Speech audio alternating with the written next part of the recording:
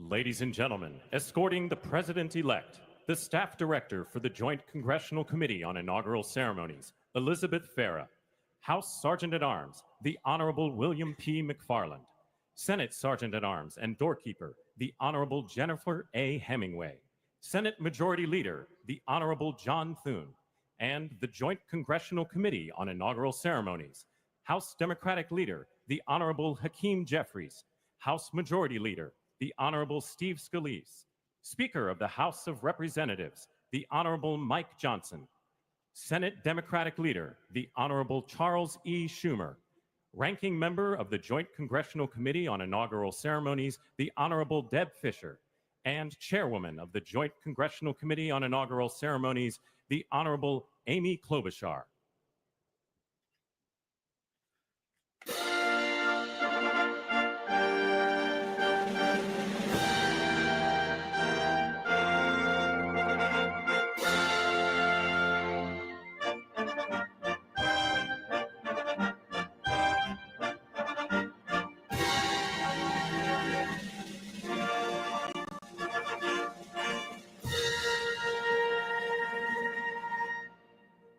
Ladies and gentlemen, the President-elect of the United States, the Honorable Donald John Trump.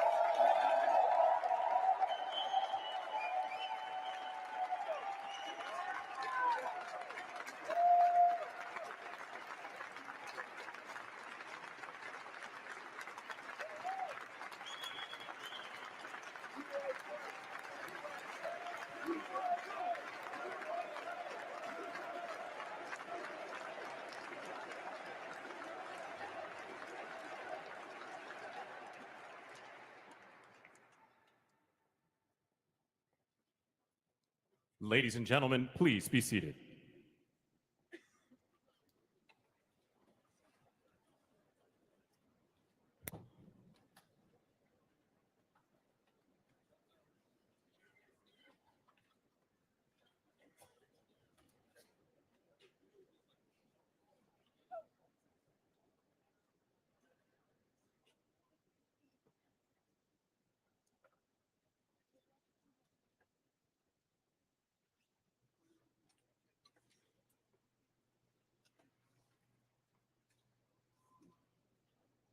Please welcome the Chairwoman of the Joint Congressional Committee on Inaugural Ceremonies, the Honorable Amy Klobuchar.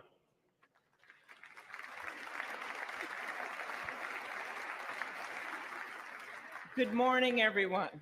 Welcome to the 60th presidential inauguration. Today, President-elect Trump and Vice President-elect Vance will take their oaths of office, and we will witness the peaceful transfer of power at the heart of our democracy.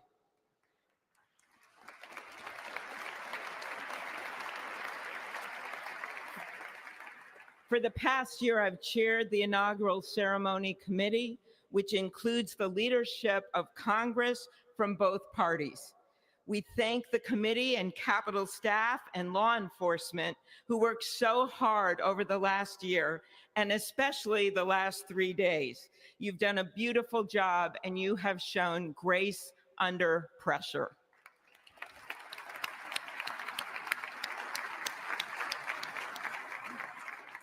Our theme this year is our enduring democracy.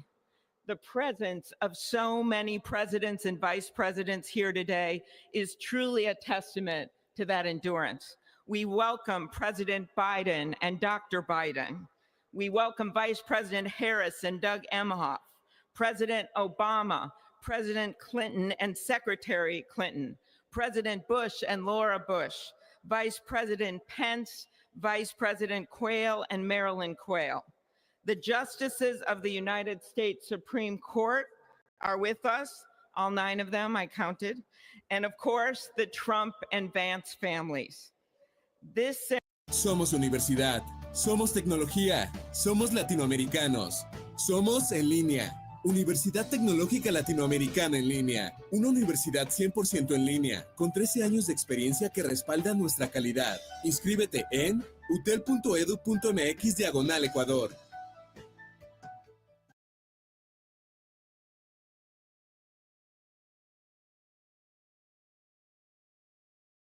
We hold this inauguration every 4 years, and today it falls on Martin Luther King Day. A further reminder that we must strive to uphold the values enshrined in our Constitution, the freedoms, the liberties, and as is inscribed on the entrance of the United States Supreme Court, equal justice under law.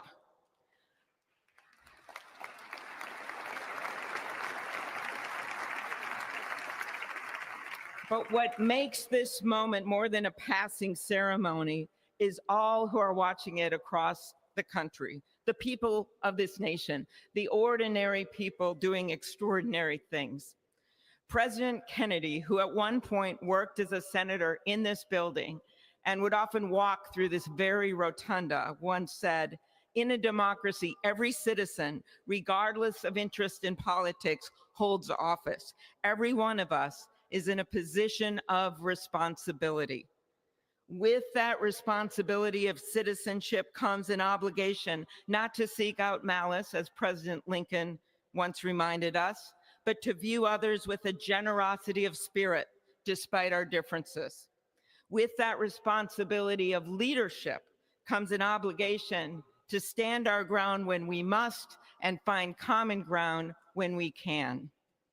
With everything swirling around us, the hot